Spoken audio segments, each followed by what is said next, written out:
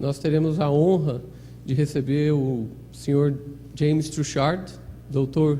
T, chamamos ele de Dr. T. Esse é o nosso presidente, CEO, fundador da National Instruments em 1976 com outros 2 colegas. Para que vocês tenham um pouco de conhecimento, Dr. T, ele é reconhecido nacionalmente nos Estados Unidos, ele é membro permanente da Academia de Ciências de Engenharia nos Estados Unidos, é reconhecido pela Academia Real de Ciências de Engenharia na Suíça. Entre outros, foi nomeado 3 vezes o CEO do ano nos Estados Unidos, escolhido como CEO das Américas pela revista Forbes. E para nós é uma honra não só receber nesse momento de 15 anos, mas também com alguns milestones National Instruments. Por favor, recebam Dr. James Truchard.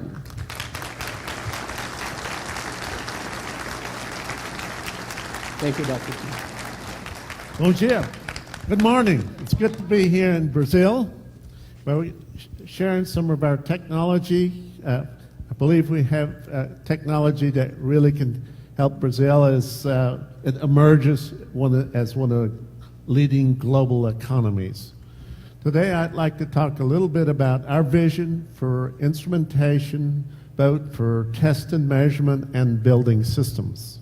If you look at the history of instrumentation going back to the early 1900s, the vacuum tube would really set the stage for modern instrumentation, where we could now build active devices to build instrumentation. In that time frame, General Radio was really the leading player in instrumentation. And when I started my career in the mid-60s, much of our instrumentation was still General Radio instruments. A new player was coming on the scene in that time frame. With the introduction of transistor and integrated circuit, it made it possible to make much more advanced instrumentation with displays and the like. And Hewlett-Packard would come on from roughly 1965, some 45 years after General Radio had introduced some of their first instruments. And they would, their technology and approach would be very relevant for the next 45 years. But as we've all known, software now is center stage to instrumentation, to what we see in our daily lives, like PCs, smart mobile devices. They've really revolutionized, software has really revolutionized the way we work and the way we think. So we see the next generation, perhaps the next 45 years, being an era where software is center stage to instrumentation. So National Instruments introduced the concept of virtual instrumentation. We use the phrase, the software is the instrument, to speak in terms of how we viewed instrumentation. There's a combination of hardware and software that we can build instruments that are user-defined, where the user actually can specify the functionality. Now, we don't want to compromise the performance, we don't want to compromise the capability, but we want to make the instrument flexible. And virtual instrumentation does that. In the early 90s, we were looking at what we needed to do. We had used digitizers in the past. In my university research, I used digitizers. And we saw digitizers as an opportunity with their improving capability to redefine the hardware side of instrumentation. So in 1990, we were bringing out our first data acquisition products. And with time, we would expand that capability where we could cover most of the classical measurement technology with our approach of digitizers, where the accuracy was specified in terms of number of bits and the sample rate related to frequency. In the last few years, we've added RF capability, where typically we'll do down conversion and then digitizing. And with the acquisition of Phase Matrix, we extended our capability dramatically. First off with PXI instruments up to 26.5 gigahertz, and also technology that's actually used in the highest bandwidth oscilloscope made by LaCroix. The whole front end is built by this company, Phase Matrix, which now is part of the National Instruments family. We also work with some of the highest performance counters, for example. And so the technology we now have allows us to span the major needs for instrumentation in terms of the hardware capability. On the software side, Moore's Law has been very kind to us, driving ever more performance as we go forward. First off, multi-core processing with CPUs gives us capability of many gigaflops, up to some 50 gigaflops. And then we extend that, especially with our front ends for behind digitizers and data converters output for outputting signals, where we can now have performance up to in the teramax range. So this is a tremendous amount of capability that we can offer for instrumentation. And with LabVIEW programming both of these in one system, we can bring incredible performance to our customers and what they're doing in our instrumentation approach. I mentioned Moore's Law, and you would expect Moore's Law has made it possible for the transistor to be 1/2000 the size it was back in 1987 when the VXI instrumentation standard was created. And we participated with that standard with controllers and chassis and the like. In 1997, we introduced the PXI standard, taking advantage of Moore's Law, smaller instrumentation, and more recently, our compact Rio with even a smaller form factor. So using Moore's Law, we've been able to continue to offer lower power, higher performance in smaller form factors. Now, the key to this, as we know with software-based devices, is software compatibility across generations of technology. And that's what we do to create a platform that you can reuse your applications as Moore's Law drives ever more performance. We've seen how successful that's been with PCs, and we want to offer that same success to instrumentation users as well with our technologies like instrument control, LabVIEW, LabWindows, our test stand, VeriStand now, our Rio technology, for example. So basically the compatibility across generations of hardware is a key point in our approach. Back in 1986, we introduced LabVIEW, and we had spent 2 years coming up with the idea for LabVIEW. Basically, our goal was to do what the spreadsheet had done for financial analysis.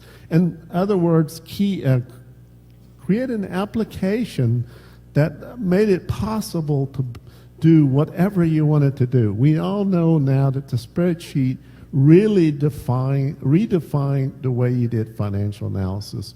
We wanted that same redefinition for our customers. Obviously, building instrumentation systems is a very complex problem, so we'd have to have technology which had a lot of different kinds of capabilities, all the way from running the front-end acquisition to the analysis on into computation and displays that we like to do.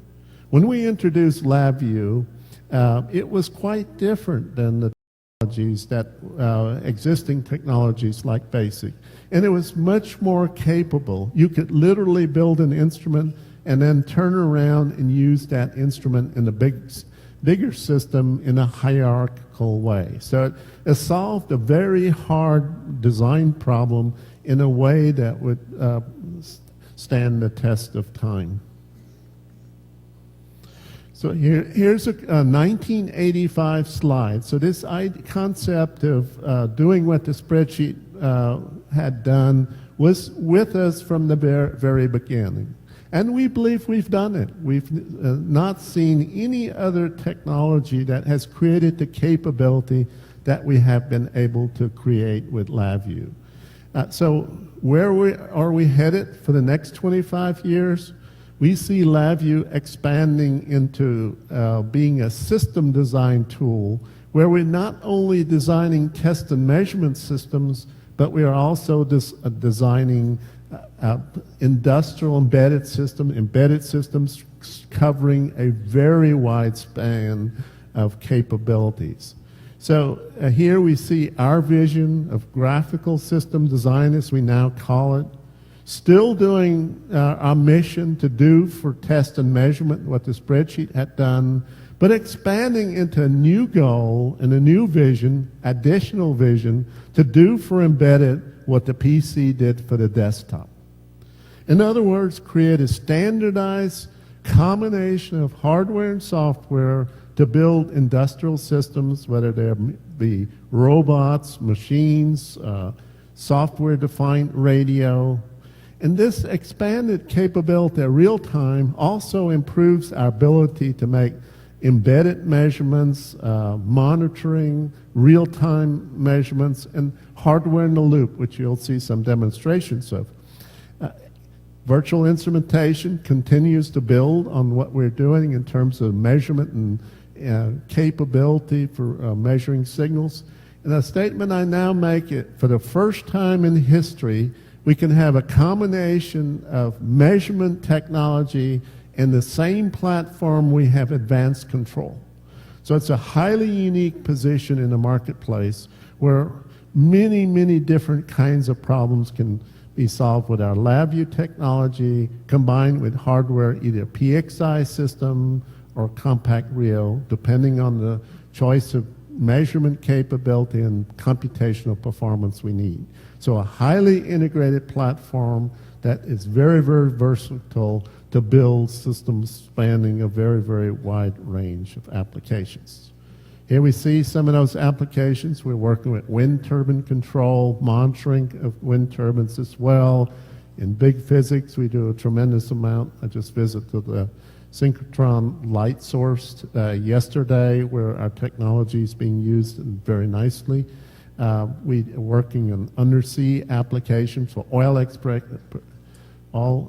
exploration, drilling, fracturing of the rock, all these technologies that are so critical for our modern economy. And it's all done with LabVIEW and a combination of hardware that you're seeing today. So another way to look at LabVIEW is a system design platform with different models of computation, as we call them, our structured data flow, which is LabVIEW. We can integrate C code, HDL for FPGAs, text-based math with MathScript and .m files in real time even, and simulation as well, real-time simulation. So all these technologies gives us choices of how we can build our system, all built around our LabVIEW, either for the desktop, real-time, FPGA, or in some cases microprocessors. So with a choice of these hardwares, choosing the right LabVIEW to run them. So basically a lot of capability, very versatile to do a tremendous kind of applications. Now a space that's relatively new for us, but very, very works very well with the virtual instrumentation approach is RF. And traditionally, RF instruments had a great deal of analog technology in them. But one of the challenges with this analog technology is getting rid of errors and drift and these kind of things was very, very difficult. So now we've moved to architectures that are built around these down conversion technologies and digitizers to get much more accurate systems in the smaller form factors and lower costs. So a lot of value can be added. We've also used LabVIEW's productivity to support many, many different standards. So we have a wide range included the latest standards like 802.11ac, for example, to get very high bandwidth communications for the wireless applications. And this is a major area of investment for us in both what we're doing with our software technology and our hardware technology, and we'll be showing some of that again today. Another acquisition we made last year was our AWR acquisition for design of RF systems. This we felt was very important both for our internal use, so we had the technology, and for our customers, because in RF, the components and the modeling of the simulation components is very critical to get a good first-time design. So we now have the full capability extend into the RF design space, both from a hardware and software space, and we're working to integrate this technology into our LabVIEW platform and alongside our LabVIEW platform in a way that we can offer a lot of value for our customers for RF design. Here we see an example of a LabVIEW-based communication system, and the LabVIEW's data flow approach is very, very nice for building RF communication applications because it's a natural way to express the application. We're doing things all the way up to passive radar, and asked us more about that. That's an exciting area using our LabVIEW technology. We're working with MIMO, many, many different technologies based on it. Another platform, part of our PXI platform, is our FlexRio. And FlexRio was designed to be open so the customer could build their own I/O module to tie to the LabVIEW FPGA technology in a way that we can provide the full value of high-performance streaming, all the things you've come to expect from our technologies, while adding your own analog and front-end I/O in a way that you need for solving some either specialized RF or analog or digital capabilities, often used for custom digital protocols. So summarizing, graphical system design is a platform. It's unique. There's no other platform that offers the capability that we do with our LabVIEW platform to offer performance, cost benefits, with high integration capability, and then the development productivity that spans many, many different applications across a wide range, as we often say, from kindergarten to rocket science. So here we see some applications. One I visited yesterday, synchrotron light source. And I think this is one of the most valuable instruments in modern technology because you can look at very small things very well and better than virtually any other technology around. So I think it's very, very important for the Brazilian economy and a very important capability to do. We have a very unique solution here where we have a combination of Linux software running on multi-core and LabVIEW running on cores running the real-time. A very nice marriage of Linux and real-time. Real-time is a big challenge in Linux, and so by having this combination, we create a very, very nice capability. Here we see how the automotive industry, Fiat in particular here, is benefiting from the virtual instrumentation approach, and we'll be showing more on this technology as well. Embraer making some of the finest jets on the planet, so again using our Veristan, our hardware-in-the-loop technology to create very nice solutions. And finally, here's one I can relate to. I actually worked on electric discharge problems in the sonar area I worked in, and seeing this application is really nice to see. To test, Sapel is testing transformers and power devices to diagnose them before failure instead of after failure, so that they can anticipate failure. So it's a very nice application as well. And with that, I'll turn it back over to Paul. Eu gostaria de convidar Richard McDonough, gerente, diretor por vários anos. Thank you, Diretor Paulo. de marketing estratégico. Thank you. Thank you. Welcome Appreciate to it. Brazil. Thank you. Again. It's great. No, it's great to be here again in Brazil. Every year, look forward to coming down to NIDays from Austin, and it's great to have our president and CEO, co-founder, Dr. James Truchard here today with us as well. So for the next hour, we have the opportunity to really demonstrate for you the power of graphical system design. And so we're going to get into more details on what exactly is graphical system design, what are some of the new products that National Instruments has been investing heavily in to enable you to do more applications faster, better, and lower cost. And then lastly, we're going to show some very powerful demonstrations that the team here in Brazil themselves has developed that they think would be very appropriate for the types of applications that you're working on in many of your labs and production facilities. So with that, let's go ahead and jump right in. So the key theme here is accelerating innovation and discovery.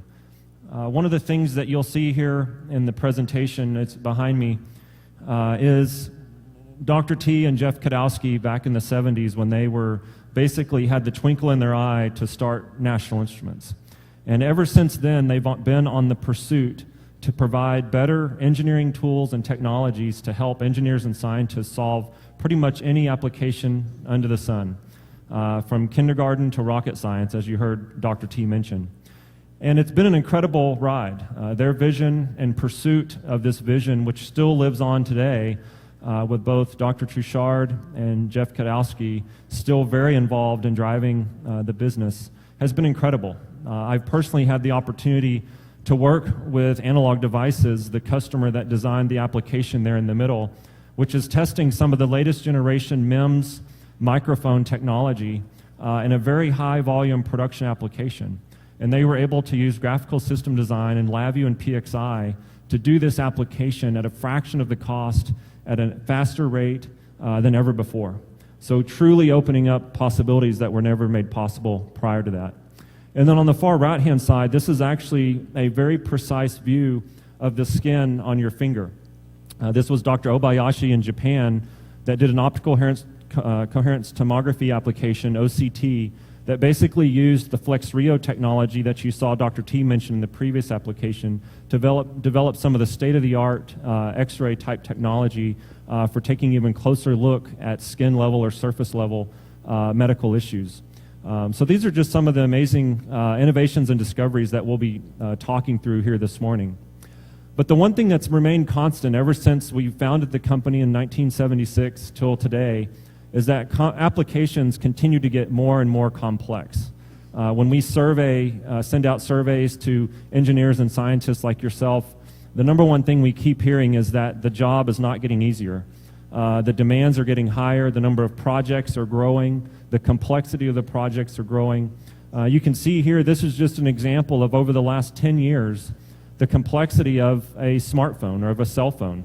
That's gone from just a device that sends and receives a telephone signal to now basically being your in-pocket computer, that without it, you feel like your life cannot go on. I know nowadays, every time you get into an elevator, the first thing everybody does is pull out their smartphone. Well, it's because of all that capability that's enabling everything from games to emails to calendars and so on. But it's not just in the smartphones. It's in the automobiles, the airplanes, the leading edge research, the teaching. Just the complexity of what today's professors have to teach has gone up dramatically as well. So what we want to spend some time talking about this morning is what is graphical system design. Dr. T talked a lot this morning about the vision of graphical system design, but we really want to drill in to help you truly understand the value of this platform, the platform that so much effort has gone into developing, because the better you understand this platform, the more you'll be able to take advantage of it in your applications. As Dr. T mentioned, the vision is basically to create a standardized software and hardware platform that you can literally use for any application, from the first robotics applications where you saw the kids learning and driving with the robots, all the way up through high-end big physics type, high-energy physics applications, as well as everything in between, from test, measurement, embedded systems, and so on. This is the vision of graphical system design, to be able to provide that common platform.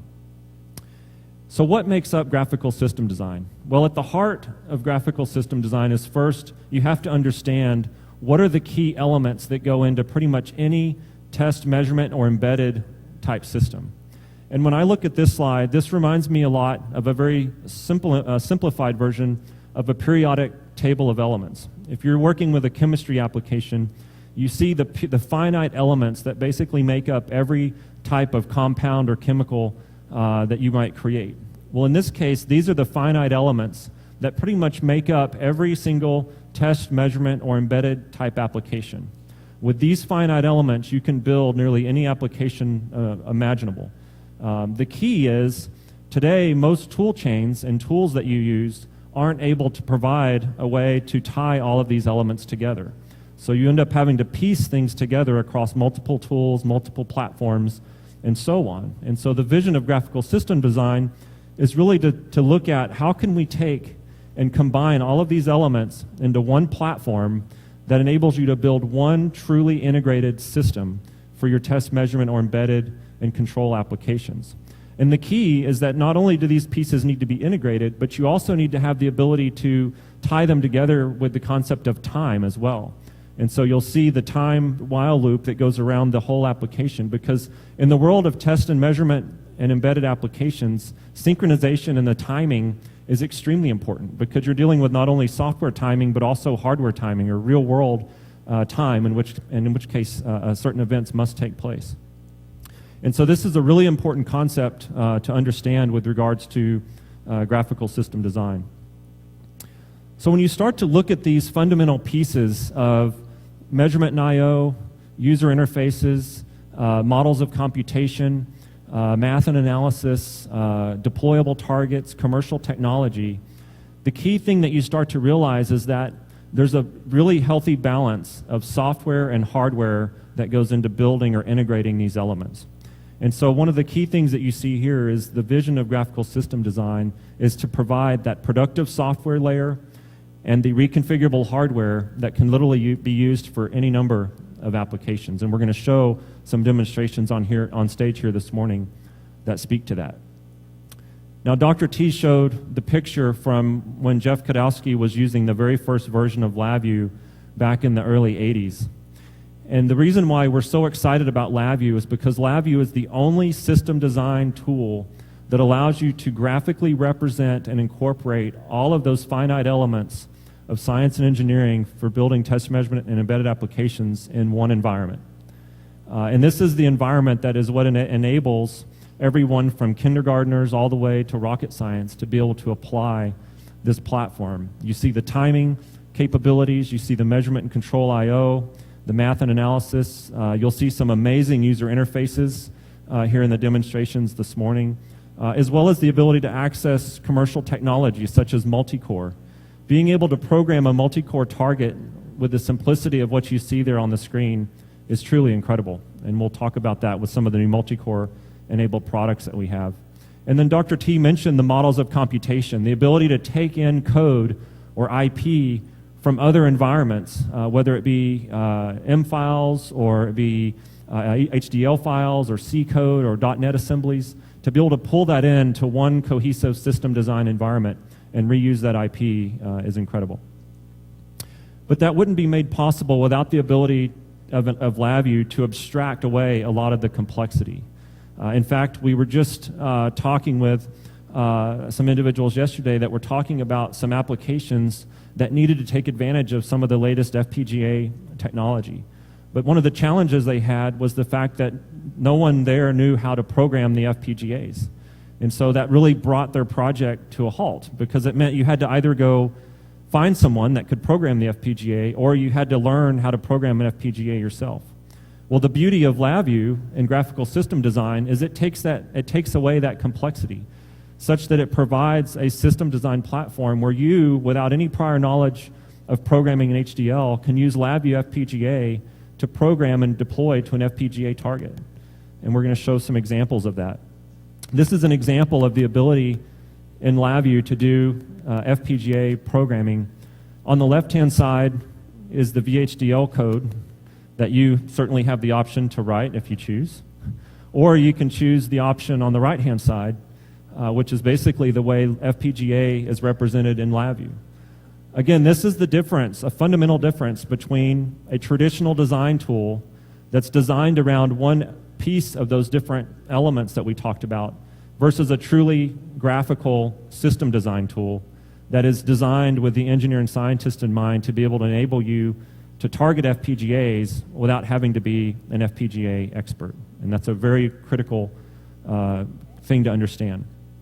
So how is graphical system design and the capabilities of LabVIEW truly impacting the test and measurement and embedded industries? Well, one of the things that we're seeing is that just like the products that you're designing that are becoming more software designed, so are the test and measurement systems. So on the left-hand side, you see more of the traditional benchtop of standalone instruments. These are very siloed instruments, very contained within the box. You might be able to use a BNC connector to connect a 10 megahertz timing signal between one box or the other, but that's pretty much about it. All of the contents inside the box are controlled by the vendor. If you look at the system on the right-hand side, you're seeing a completely integrated, highly integrated system that is truly software designed. You can reconfigure the system on the right to do a multitude of applications across many different industries. Many different programs within your own company can use the same system on the right. It's simply a matter of changing the software based on the graphical system design vision. We're seeing the same thing in the embedded market, where the embedded market is probably one of the ones that is most ripe for this type of system design capability.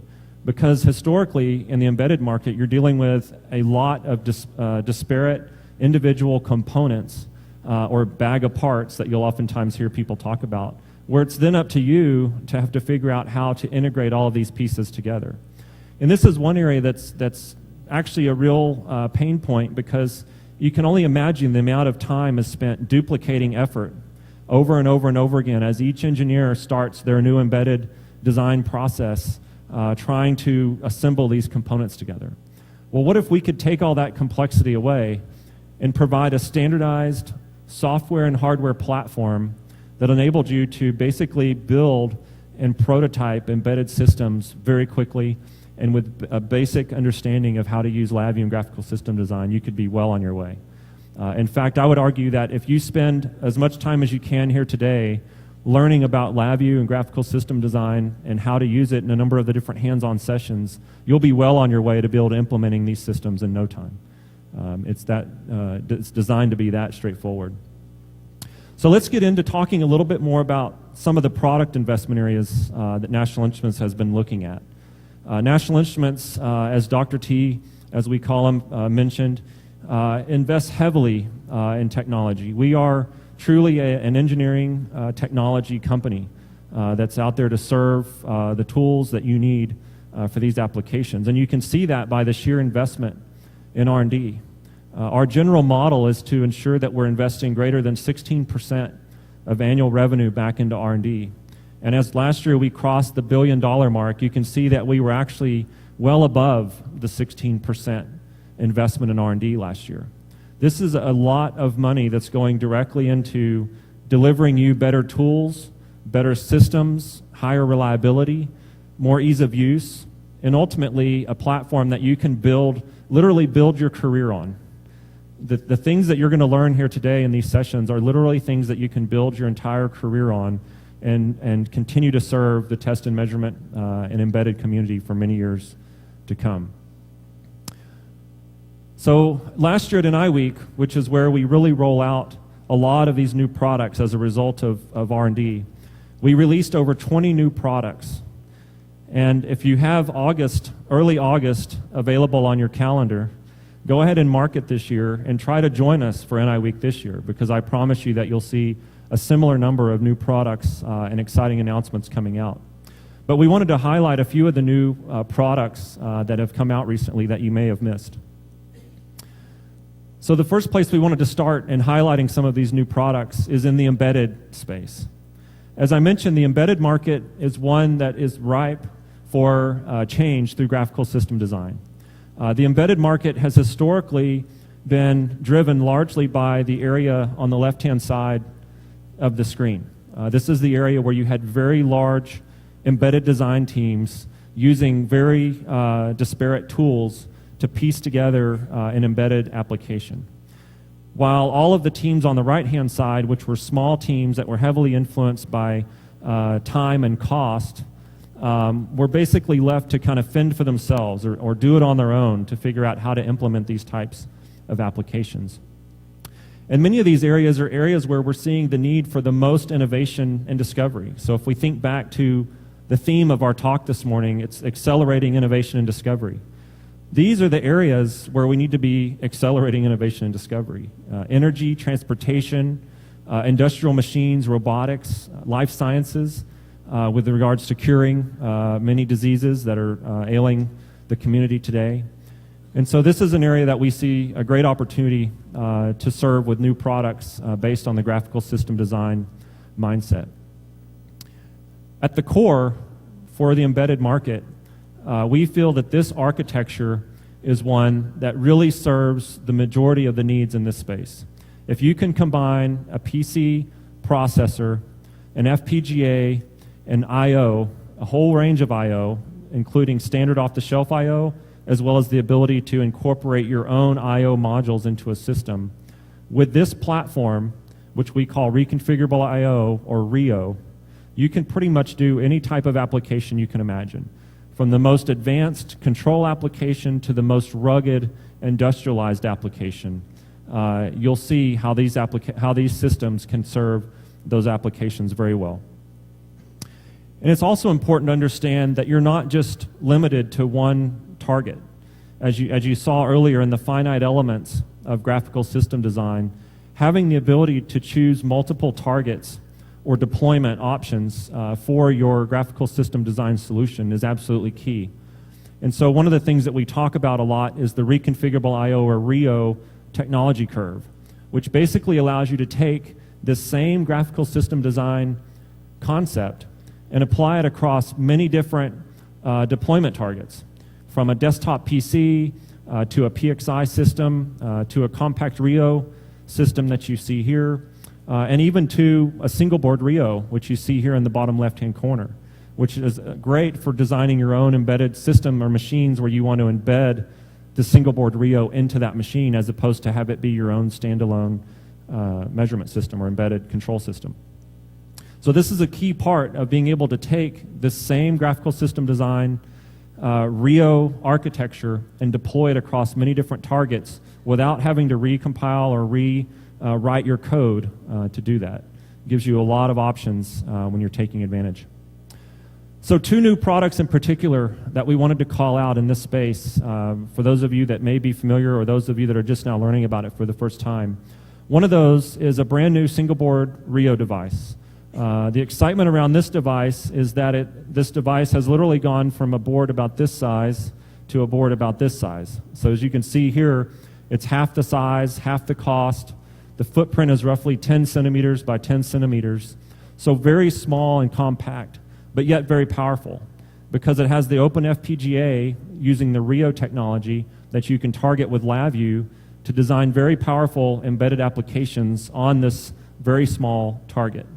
It also has a lot of the built-in connectivity for RS-232, USB, CAN, etc., as well as direct access to the FPGA I/O lines through the RMC connector that you can add pretty much any type of I/O connectivity you want to your application through that particular connector. So we're seeing a lot of excitement around this in terms of extending that RIO technology curve that we talked about, such that it's half the size, half the cost, and really ideal for a lot of the larger higher volume and OEM types of applications. So this is certainly a product that got a lot of attention and excitement at NI Week. Another new product that we're very excited about that adds another point on the other end of the technology deployment curve is the new 9080 series of the Compact Rio family. The thing that makes this product so exciting is it truly brings the highest level of computing performance to the embedded Compact Rio platform. In this case, it's a dual-core Intel i7 processor running at 1.3 gigahertz that allows you to use it as both a real-time and embedded system as well as your actual desktop PC all in one. And it has all of the connectivity that you could imagine in terms of the family of Compact Rio modules that you can plug in and out of the system.